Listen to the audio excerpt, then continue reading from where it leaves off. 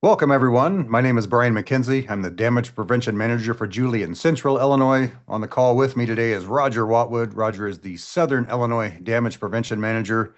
Today, guys, we're going to be going over the 2026 Excavator Safety Breakfast that's you would normally have seen out in the field, but Roger and I are going to be recording this for you today, so we would like to welcome everyone here today. We've got quite a bit of information that we're going to be talking about today, and with that, I'm going to kick it over to Roger so he can talk to you a little bit about some of the things to expect to learn.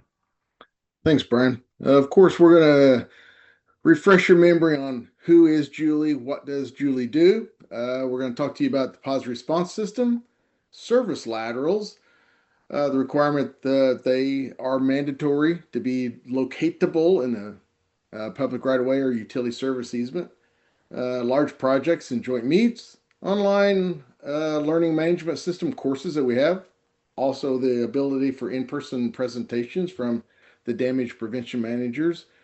And we also have a damage prevention advocacy award that we want to talk about. Hopefully, you would have somebody within your company that you feel fits the requirements for that, and you'd like to nominate them for this award. But one day locator trainings, and then we're going to wrap it up with some online resources that we have through our website. So here again, Julie, we are a free and simple facility notification system. We do not own, operate, or locate any underground utilities. You call us or you submit a request online to Julie for your proposed work area. We turn around and we send it to the facility owners and operators that have provided us with notification areas within your proposed project area, and that is how that transaction takes place. So the next slide, Brian. So with that, I'll jump in here and go ahead. And we're just, if we look at this map on the right-hand side of the screen, all the blue areas on that screen represent where a locate request was called in last year. And if you see in the kind of upper right-hand corner of that screen, there's a very dark blue up in that upper right-hand corner. But then there's a section that is completely white. That is the city of Chicago, and they have their own one call system. So we take care of the entire state out, excluding the city of Chicago. And we took in over 1.6 million locate requests last year, which translated out to about 9.5 million notices to facility owners and operators. So that's on average close to 7 utilities are going to be notified on every locate request on average across the entire state, excluding the city of Chicago, of course. And we have, we're pretty proud of this. We have 4,000 users of our remote ticket entry system, which that is where you become the agent that you're filling out your proposed locate information on that software. And then once you hit the submit button, it goes straight out to the facility owners and operators. One really good feature, which we've been able to add since the beginning of 25, is the ability for you, the user of that system, to attach a drawing, a map, a picture of your proposed work area. So now, whenever you provide your verbal extent on that locate request, you can say, as defined on the attached map or plan or picture. Very, very useful tool, very helpful to all those existing facility owners and operators that are responding to your locate request. So it's a great tool. Brian's going to talk about this a little bit more when we get on into the presentation. So we have right now a little over 2,200, I believe it is, active members of Julie. And the fact is, all our investor-owned utility companies, their members, municipalities, their members, rural water companies, rural electric co-ops, telephone co-ops. We also have a lot of school districts.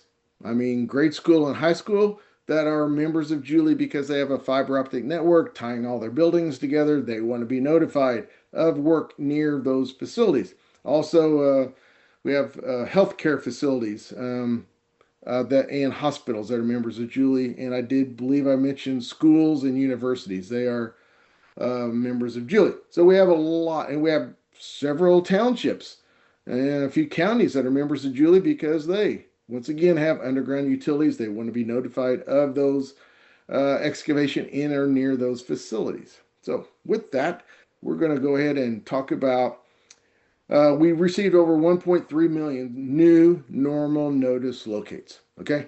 That means you have proposed excavations out there. With that, we received also over 36,000 requests for extensions with marks. An extension is where you can request an additional 25 days to complete your project from the expiration date of that original notice. And then if you request marks, that means you have to provide a 2 day minimum of 2 days advance notice for the facility owners and operators to respond and mark where excavation is going to continue. That's kind of new in the legislation that took effect in 25, that whenever you're requesting remarks, whether it's on an extension or a remarks that stands alone, you're required to pre-mark your remarks, and your your pre-mark should only be for where the area is going to or where the area where excavation is going to continue, not the entire extent of the original request, because it stands to reason in the period of time that you've been working on this project, some of that work should have already taken place, and you are only to request it where the excavation is to continue. Once again, as kind of already mentioned, that Julie, we do not own, nor do we operate or locate any underground utilities. We are a message handling service. So I'm going to flip it over to Brian, and he's going to tell us about positive response. Thank you, Roger. Folks, this one I'm really excited about, this positive response program that we have now. This is something that Illinois is one of the last folks to really get on board with one of these things. This isn't something we just built or pulled these numbers randomly out of the air. This has actually been a proven success story in other states, and now we have it for us. I'm super excited about it because, again, this is how this works, folks. Positive response system is how the member utility companies are going to be talking to the excavators out in the field. They're going to be talking through them about the excavation through a series of codes. And on our website, the codes are available. There's quite a few of them, guys. I'm not going to lie. But each code represents a different stage in the locate process. Not all of you may ever deal with the design stage. Not all of you may deal with joint meets. In fact, on a normal notice locate request, there's really only about 6 or 7 options anyway. But again, this is how the member utility companies are going to be speaking to the excavators about their locate request through a series of these codes. And I'm going to be right up front and honest with you. You excavators, you have it very easy because all you're doing is reading the codes. You're actually seeing what the member utilities actually are letting you know about the dig request. The members, the utility companies, the one that are actually putting in the codes for the excavators, they have a little bit more skin in the game because they have to pick an appropriate and accurate code by that dig start date and time. So why am I excited about this? Is because I've heard for a number of years, Brian, if I've only known that the locators weren't there, I would have never sent my crew out there. Well, now you've got it. With this tool, you can absolutely see in real time when your tickets are available, when they've been located, and what, if any information that they're going to be sharing with you. Now, I do want to point out that failure to utilize the system could result in penalties, guys. And you need to be careful if you are a member. Again, if you're a utility company, you need to make sure that you're getting your responses in, your appropriate and accurate responses by the dig start date and time. And you excavators, all you have to do is read the system. Again, you have it very, very easy. Now, people always ask me all the time, Brian, how are you going to know that I did not check that positive response system? Well, it's very, very simple, guys. You may get a code 30, you may get a code 60, and you're going to go out and excavate, and you're going to run into some problems out in that field. And it's going to basically just show you right up front that, hey, you should have checked in this positive response system because they told you not to dig. Now, what I am excited about for the excavating side of the community here that you guys get to do this is you have the opportunity to dig early. If all of the companies respond to your locate request with a 10 or a 20, which is a clear or a marked, you're going to get an email from us. And that email is going to be your new dig start and date and time, because you can actually dig early once everybody has responded with a 10 or a 20 through this positive response system. You have the opportunity to dig early. Guys, I've done a lot of audits, and you can do this from your phone. You can check positive response, you can enter. You don't have to be tied to a laptop. You can enter on a laptop, you can do an iPad, you can do your phone, but again, you can be in the field and check your responses live out there.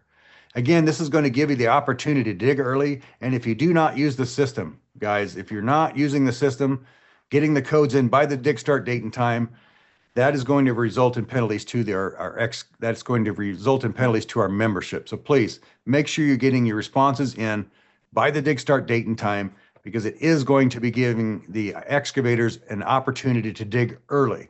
But excavators, this is only going to work if you give us a valid email address. If you give us a valid email address, you're going to get those emails from us about the 10s, about the 20s, about the 30s.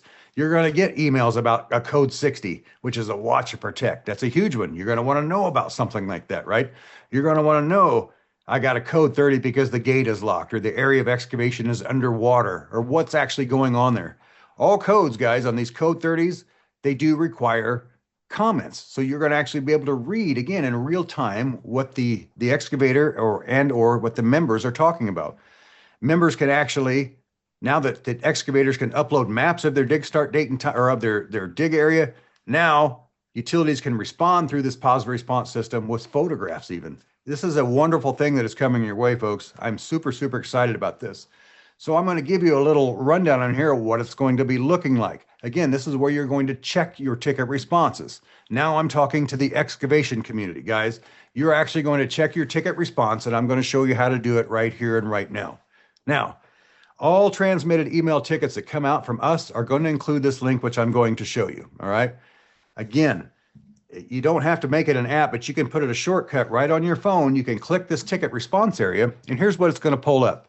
You're going to put your dig number in right up here on the top. This first tab is going to pull up the ticket details information, any revisions. Here's the address, the street, the cross street. Here's the company doing the excavation. And here is our locate dig start date and time. Now, these examples, guys, were from 2025. This is when we first started opening it, but it's a great example of what you could see out there. So our next group is a pending. This is folks that we are looking for responses. Notice we don't have any responses from there. If we look underneath where we see the responses, this is where people actually have already responded to us. So let's just run down through this. The Village of Shanahan, we got a code 30 on some storm sewer right here. Here's our facility type. There's the member name. This particular one, we got a code 30, unable to mark, do not dig. Why is that? Because they have come back from the field saying that there is a gate lock, there is no access. That would need to be cleared up so they could get in there to do their locates. Let's go look down and look at the rest one here. So we've got Shanahan Water, Sanitary, and Streetlights. They have responded with both 20s and a 10. So they've responded through the system with a marked and cleared. Now, let's fast forward to 5/19 at 11:59 p.m. Let's say our ticket is good on 5/20 after midnight. If we go back into this system, guys, and we see these folks right here that have still not given us a response, we can call those folks in right from there as a no-show. They have not responded through the positive response system. All right. So again, you're going to be able to see as a crew by pulling up this positive response and seeing that we are still waiting for marks from this group right here. I can call them in as a no-show. Okay. Now I want to show you what it looks like for the membership. Now, again, guys, this check ticket status is going to be emailed to you on every single link that goes out. Create a shortcut, put it on your phone, on your iPad, on your laptop, or whatever it is. Get comfortable with checking this thing. Here's what it looks like if you're going to post a response. Now I'm talking to the membership, the utility companies in the group. Excavators, this is not for you. Now, this is what it looks like when they post a positive response. You can go to the end of our website, guys, at the very bottom. Right here, it says post a positive response. Again, you can put this link anywhere. You can create a shortcut to your phone, your iPad, however you want to do it. But we're going to click on that, and you'll notice now their screen looks a little bit different. Right up here is our ticket type. There's our priorities. Again, this is a place in the street. All this is good to check in the beginning to make sure it lines up with what you have going out there. Now, here's the main thing I want to point out for all the memberships and municipalities and everybody that's on the call today. Look, we've got water, storm sewer, sanitary sewer, and street light, guys. This requires a response. 4 different responses from the city of Shanahan. So if you guys are a member utility company out here, guys, and you've got more than one of these, it's going to take responses to each one of these to get these guys closed. So that's where Roger and I can come in. If you're starting to getting some of these utilities that maybe you don't locate, or they're kind of wonky and you need your areas adjusted, if you've got that stuff on maps, we can get you squared away and get this stuff set up. But it is very important, guys, that again, you respond by the dig start date and time with the appropriate and accurate code for each utility facility that you own. In fact, guys, here's the only options that you have for a normal notice ticket. Again, as I told you, the 10s and 20s. 10s are clear, 20 is marked, 30 is the unable to mark, do not dig. Again, that does require comments. Locator and excavator agreed to an upgraded time on the locating. That's your 50, 52s. Your 60 is your watch and protect, and your 90s, guys, are your excavation completed prior to dig start date and time. So this is the pause response system in a nutshell, guys. And basically right now, you should already be using the system. Again, this went mandatory January 1 of 26. You guys should already have login, username, and passwords. If you're using a third-party access who's going to enter that information for you, it's critical that they have a username and password and are logged in as well. You guys really need to understand these codes. I highly recommend that you print this out with you. We have two different forms on our website. One is like a quick reference guide. The other one goes into a little bit more detail and kind of really spells out what each code is. But hey, if you're a locator or you're a person entering tickets, make sure that you have this with you at all times so you can reference those codes. Also, you're going to want to have an internal process squared away, something that whoever's entering the tickets, where all these emails go, you're going to want to have a process, again, because you are going to be getting a lot of communication, a lot of emails about this locate request, remember. So have a developed internal process on your end about how you're going to get this information sent out. Roger, anything you want to add to positive response? I think you pretty much covered that, Brian. Just feel free to reach out to one of us if you'd like to discuss maybe how you do some internal processes, maybe how you want to set them up, say for emergencies, responding to an emergency that you called in.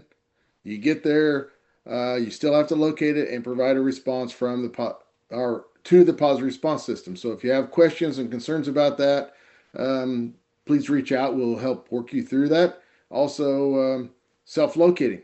Here again, on a normal notice ticket, you're going to do the locating when you get to the job site, but that's going to be after that 2-day advance notice or whatever your advance notice is on that locate request you submitted. How are you going to work that out and be compliant with the law? Because you have to, as Brian already mentioned, it needs to be an appropriate and accurate response. So just saying you marked it or cleared it prior as just to get it submitted prior to the valid dig start date and time on that ticket, that does not necessarily mean it's an appropriate or accurate response. So feel free to reach out to us and we can go further into detail and discuss that concern with you. Thanks, Brian.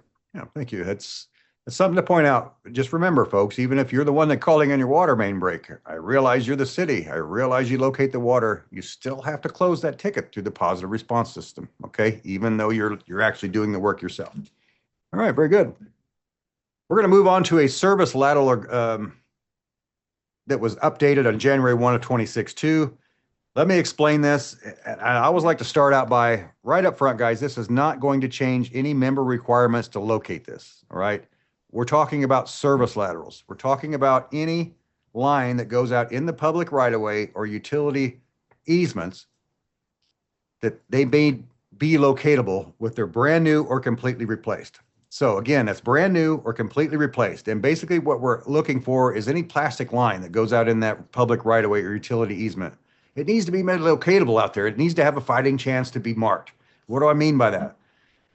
Water services after the water meter pit. That's out in the public right-of-way, guys. And if it's just being put in with a plastic line and there's no way to locate it, John Deere's the only one's going to find that one, right? That big bucket. So sewer lines. Do you have any type of cleanouts where a sawn could be put in to be located? Again, this is brand new or completely replaced, guys. And it does not change your requirement to locate this thing or not. Now, our CEO met with the Illinois Municipal League about getting a sample ordinance for our website because some municipalities are taking it a step further. And they say, right here, Brian, we want to go from the main all the way to that building wall. We would like that entire thing locatable if it's being brand new or completely replaced. Again, that is the 2026 requirement for any line that goes out in the public right-of-way or utility easement. If it's plastic, please make sure it's locatable, whether it's a wire, tracer wire, some type of cleanouts, if it's a non-pressurized system. Again, this is to give everybody that works out in that right-of-way a fighting chance. With all of the the fiber work that's going on in Illinois, guys, with all of the extended fiber runs and bores and things that we see, there's a lot of sewer lines out there that are 5G now, right? Because those are private utility facilities and they weren't located in the beginning. If they only had an opportunity to locate those things, it could have prevented a damage. So again, what we're trying to do here is clean up those right-of-ways. It's not going to happen tomorrow, but for future generations, we can start to make these right-of-ways a little bit more excavator friendly. Anything you want to add to that one, Roger? Nope. I think you covered it, Brian. Thanks. Very good. Now we're going to move on, guys, to another fantastic tool. Roger's going to be talking about this one. This is a game changer. Again, I want you to think fiber optic projects, things of that nature. I'll kick it back to Roger. Thanks, Brian. Our legislation, we're going to jump to it here in a minute, but I'll show you the definition of a large project. But I just want to kind of speak to this slide first before we go there. A joint meet can be used for any project you have. If you have a job that's at an intersection and it's pretty complex intersection, you got wires and cables and pipes and everything going everywhere in this intersection, a joint meet would be pretty handy to where you could talk one-on-one with all the facility owners and operators within that area that propose work, give them your plans, talk about the scope, talk about how the scheduling is going to be done throughout this project to get it completed. So now you have a one-on-one relationship with what's going on here. And then, we go on to say, as it says here on the second bullet point, that all large projects, a joint meet is required. We'll get into that in just a second. But also, you can do advanced notice joint meets. If I know I have a larger project coming up and we're going to start in 60 days, 30 days from now, that you can do an advanced notice joint meet. You're kind of just saying, hey, we're coming. Here's our proposed work area, this portion of the town. We plan on doing X number of linear feet of whatever product it is you're putting in, and so many services, and this is our schedule of how we're going to work through this, and this we're anticipating so many our excavators working for us to get this project completed. So it's a high level. It's just getting the information out there. Then once you go through the other processes, you get around to the excavation time, then you can do an excavation joint meet to speak specifically between the excavator and the facility owners and operators. So with remote ticket entry, this is another plug to get trained on remote ticket entry, or RTE. You can actually go through the process of submitting normal notice locates, but then once you do that for a little bit of time, you can actually get access to submit joint meets, as well as once a joint meet's complete and you're required to take minutes and attendance records, you can now retransmit out that joint meet notice with those attached to that joint meet, and they go out to all the notified facility owners and operators on that project. So next, we're going to kind of talk about what is the definition of a large project. So in that, if we look on the left-hand side of this screen, you'll see, what a definition is. The definition of a large project. It's a single excavation that exceeds the expiration date of a normal notice request. All right, now think about that. We have 25 days life of a normal notice request. So if your project's going to exceed that 25-day period, yeah, by legislation, it is a large project. Or the second half of that definition, if your job involves a series of repetitive related scope excavations. So if I have tickets that are back to back to back to back to get my project done, and a series has already been defined by the Illinois Commerce Commission One Call Enforcement as 5 or more, and we have to look at this per place, meaning incorporated city, village, or town, or unincorporated township or road district. So if you have 5 or more in a single place, by definition, it would be a large project. Now, in that, okay, we met the definition of large project. I think if you jump the next slide over, Brian, it kind of zooms it. Oh, no, it didn't. All right. Thank you, Brian. It kind of takes us through this flow chart. Really, if we meet that definition, hey, that kind of kicks off the large project process. Okay, well, what is that? Well, we can go with the advanced notice joint meet, like I already explained to you. Then after that, if you need to go through the planning design process, you can do that through Julie. Set that up, and then you come down to the excavation joint meet. Now at that, you've got the excavator hired. If you're the general, you need to have a joint meet that has you be in charge of that project or that joint meet, you, Mr. General Contractor. Then you have all your subs there. Because if they're not part of this joint meet, then when they come to town to start doing their portion of the project, they may very likely have to have a joint meet of their own to cover their work. Reason being, here if they submit more than 5 tickets in a single place, that qualifies as a large project. They weren't included in the original one, so now they're going to have that and go through that process. The big holdup here is a lot of people don't think about this, don't plan for this, and don't prepare for this. After a joint meet, where it is required to be held by the definition of a large project, you have to provide a minimum of 5 days advance notice for the first set of tickets that are submitted after that joint meet. Okay, so you had to give 2 days advance notice before you could have the meeting. Okay, then you have the meeting. Then that same day, if you so chose, after the joint meet, you can submit your first set of tickets, but it has to have a minimum of 5 days advance notice on it. Why? You're trying to give those utility companies a head start. Get them out in front of you, keep out in front of you as the excavator, so we're not all breathing down each other's neck and all that. So that's the goal of the excavation joint meet.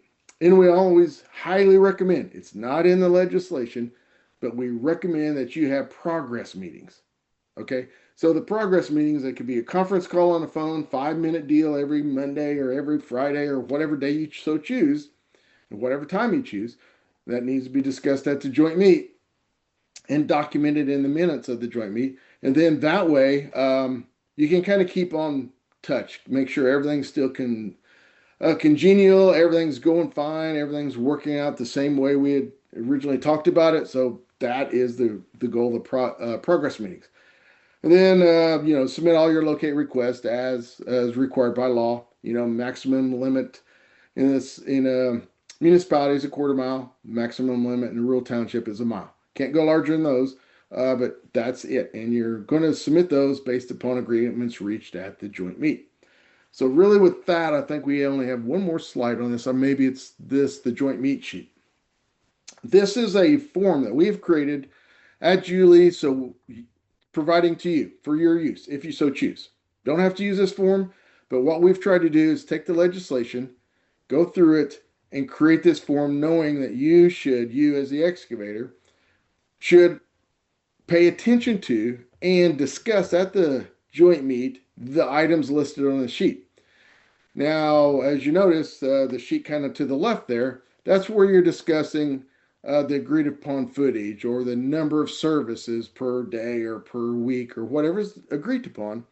And then on the bottom part of that sheet is you're listing all the attendees, their name, the company they're representing, the facility types they're representing, and the agreement. Yes, they agree to it, or no, they don't agree to it, or they agree to X and somebody else agrees to Y. So that's that sheet. Then we have another sheet that is just attendance.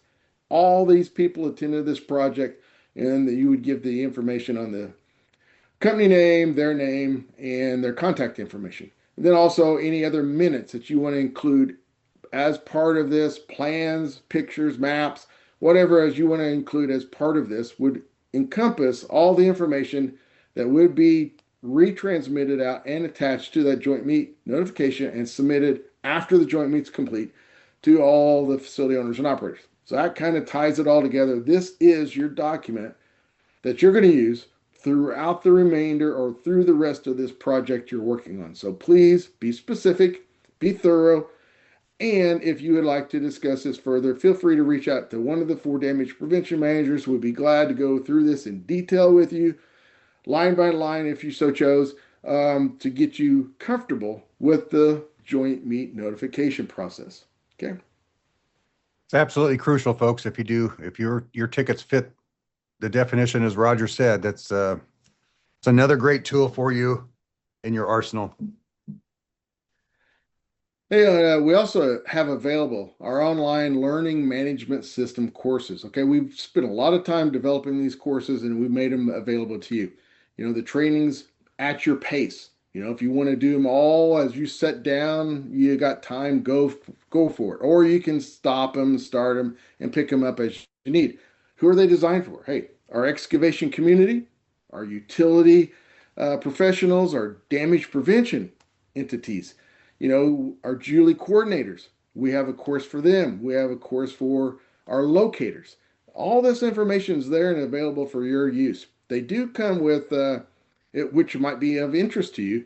If you have a water operator's license or a wastewater operator's license that you have, you can you can get continuing education credits for going through these courses. So that is very impactful and for some people.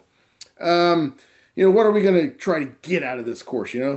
We want to make sure that you understand how to be safe out there doing this work. We want to make sure you understand the marking, the best practices. Okay. We want to make sure you understand that. That's the goal here, is to make you better at your job by providing you this information in a learning management type scenario. Roger. So with this one, hey, that was online training. If you'd rather have the in-person training, like a lot of times I would just soon have somebody tell me as me trying to read it and go through the online stuff. So I'm kind of old school in that respect. But hey, feel free to reach out to one of the four of us. I got my three counterparts. I got Lucy, we got Dave and Brian. We have a map that tells us our jurisdictions or our areas per se. Don't worry about that. If you have one somewhere and one of us is busy, the other four of us will try to fill in and get you and accommodate the trainings you require. Now, Lucy we're very fortunate to have her on our staff. She is bilingual. And so if you need a presentation done in Spanish, she can offer that kind of training for you and your staff. So that's a great plus that we have available to us now. So I think the next thing we have is the Advocacy Award. I'm going to throw this one over to Brian and let him go through this. Thank you, Roger. Yeah, this is our unfortunate whoopsie here. We've all been affected by somebody that we've lost with cancer. This was ours. Gina Mihan was a amazing bright spot in our world of damage prevention. She was an amazing person, a huge cheerleader for damage prevention. It was an honor to work with her. We're going to be giving this Advocacy Award out in her name. It's been 5 years since we lost her.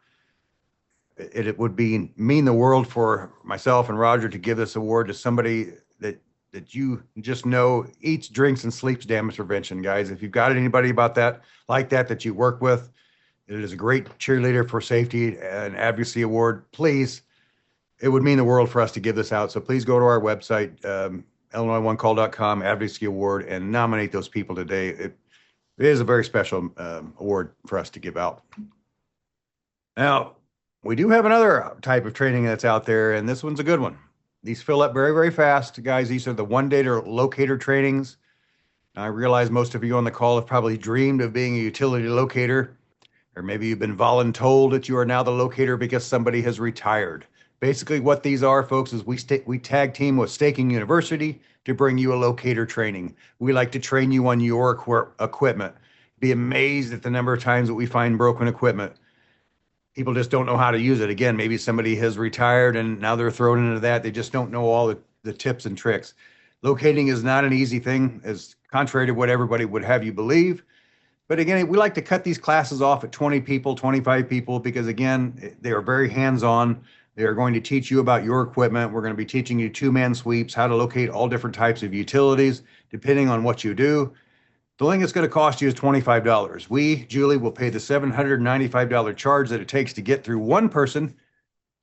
We will buy lunch. We will also, you guys will get the certificate. Again, it's just $25. If you are interested in hosting or attending one of those meetings, please reach out to us.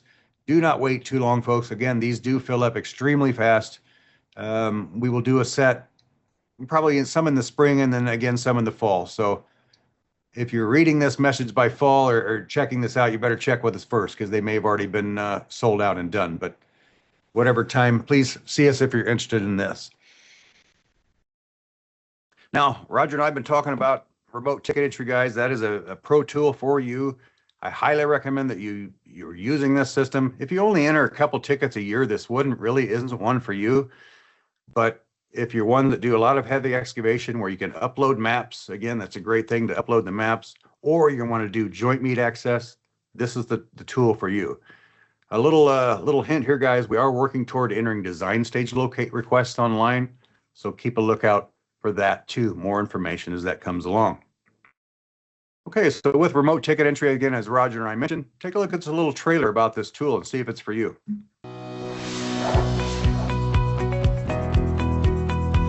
You may be overseeing multiple excavation sites, but you're still required by law to contact Julie before you dig. Every project, every time. Streamline the process and save yourself valuable time with remote ticket entry, Julie's fast, easy way for professionals working in Illinois to submit online locate requests. Created for busy excavators, Remote Ticket Entry, or RTE, lets you submit multiple Julie locate requests at once, anytime, from anywhere. RTE puts you in control. Not only will you instantly receive a locate notice or ticket with a dig number and list of utility companies contacted, you can attach photos or maps of your proposed dig site directly to your ticket. Use the same maps and drop-down tools as Julie Notification Center agents. Submit new locate requests or extend tickets for ongoing projects. Access past tickets, whether you enter them or not. Best of all, RTE is completely free. A 90-minute online training is all it takes to get started. Then you're ready to enter tickets from your office, out in the field, or even from home. Save time and work smarter with Julie's Remote Ticket Entry. We're going to talk about some more online resources and then some of the things that we really want you to hone in on here. But we have a couple more self-service locating request tools that are out there for you. We keep talking about remote ticket entry. Guys, this is the Cadillac version. Allows yourself to become your own Julie operator. And as Roger had mentioned earlier, with pre-marking becoming mandatory now, with its white paint stakes or flags, or it's a good verbal extent, which is narrow and explicit enough to prevent overmarking, you can now upload those maps that he was talking about earlier. Remote ticket entry is the way to go. If you only enter a couple tickets a year, it's probably not the tool for you. But if you're entering a pretty fair amount and you're going to be doing attaching these maps, if you're going to be doing joint meets, guys, which we can also do online now, it requires you to have remote ticket entry access. We will be shifting our focuses to where you can eventually put design stage requests online also. So remote ticket entry, guys, really is the Cadillac of the tools. And again, I highly recommend it for everybody. The next one you see here is called Rev. It's called Remark Extender View. And it's just that. You can remark a ticket from the field. You can extend it. You can view that ticket. It's not as quiet as, it's not positive response in a form, but again, it's just going to let you to remark that ticket, because you can actually go in and select what companies that you want remarks from. It's going to let you extend the ticket without having to go back in and call the operator, and it's obviously going to let you view that ticket. So if you needed to share that information. The next one we have for you here is the online request tool, guys. That is basically how this works out, is that you fill the information, it goes up to the Julie office, the operator fills the information, emails you back with a dig number. What I'm going to caution you on here is, if you're going to use this tool, just please make sure that you're checking your email, because again, we are going to be sending you your dig number. We're going to be sending you anything that, let's make sure that the ticket actually goes through before you excavate. Just make sure you're checking your email and you have your dig number with that one. The remote ticket entry here, guys, the first one I told you about, spits your dig number out immediately. You're going to have a dig number right there. Some of the other things that we're getting involved in, we'll be doing some podcasts as well. Again, as I told you, we're visual learners. This is another way to help people and get our message across. So I've interviewed locators. I've talked to high volume excavators, people that are putting a lot of tickets. I've talked to pipeline operators, etc. Hey, if you've got a great topic for this Toolbox Talk, reach out to us. I know there's several more that we want to do, but this is something we'd really like to grow. We've had pretty good feedback upon it now. So this is our Toolbox Talks.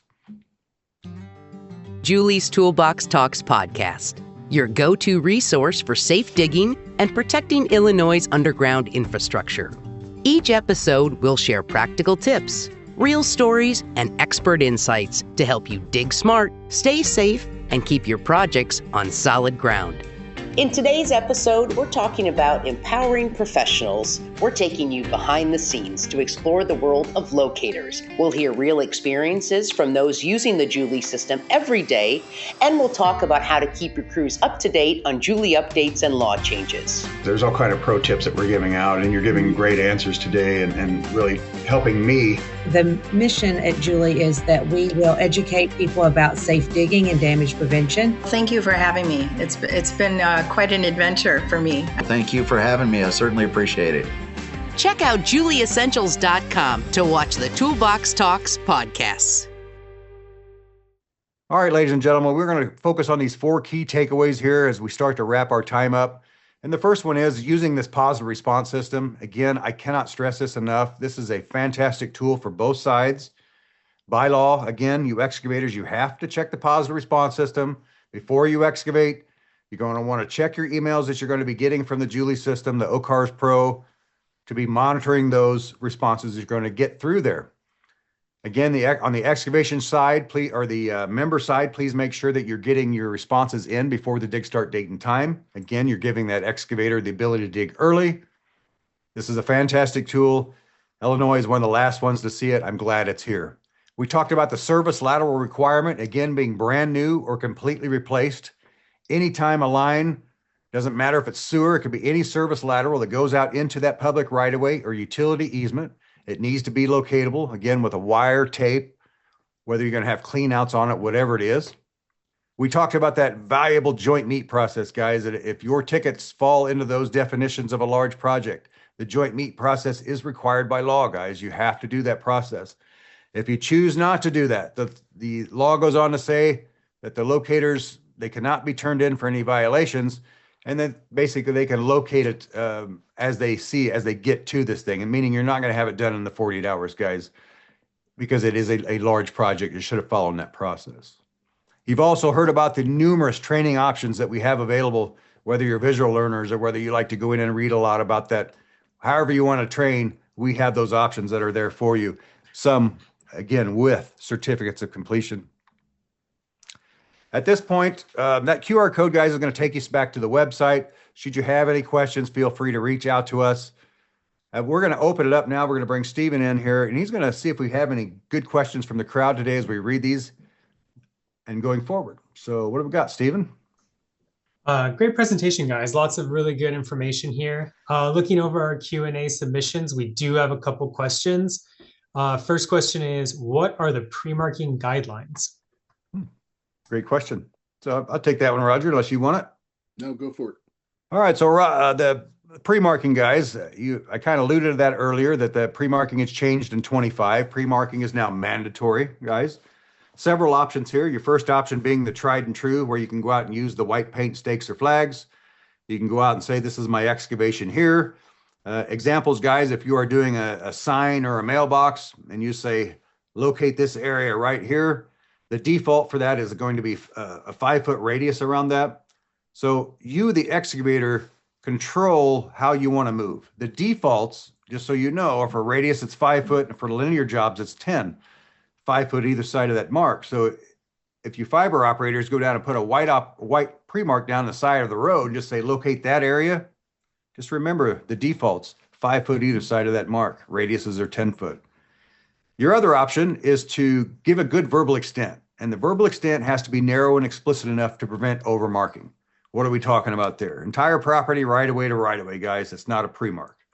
If we're going to be narrowing this down, I would say installing a fence, locate the perimeter of the backyard. Please see attached map. Again, remember now, I can say in that comments, I'm going to attach a map. I can have the picture of that backyard highlighted with Google, where I'm going to be excavating, and I can upload that through remote ticket entry, and that becomes an electronic marking. So white paint stakes or flags, you may use good verbal extents as long as they're narrow and explicit enough to prevent overmarking. And finally, you can upload those maps. Great question. Let's see. Looks like our next question is, do I have to check positive response? I can take that one. Yes, as an excavator, yes, you do. The law says you shall confirm the responses provided by the facility owners and operators. So how do you do that? Brian's kind of showed you, but remember, there's two ways. One, if you receive a locate request via email, there's going to be a blue link on that locate request. Click on it. It'll take you directly to the response display. It'll automatically fill in your ticket number and the information associated with that ticket. You'll be able to see your information about the ticket on there. Also, it'll show you any pending and those utilities that have responded, what the codes they responded with, what the definition of that code was, any comments they provided, as well as any pictures or documentation they provided as an attachment. One big thing I do want to mention here, because we kind of didn't get to it earlier, was if you are the excavator, you provided a map, a plan, a picture of your pre-marks in your locate request. When you submitted your locate request, this is where all the utility companies, they can go to that response display, type in that ticket number, and then over on the very right hand side of the ticket information will be two buttons. One you could view, one you could download, and that is where they can view and download your attachments that you provided for that locate request. The other method is you can go to our website like Brian showed you, and in the upper right hand corner there's that button that says check ticket status.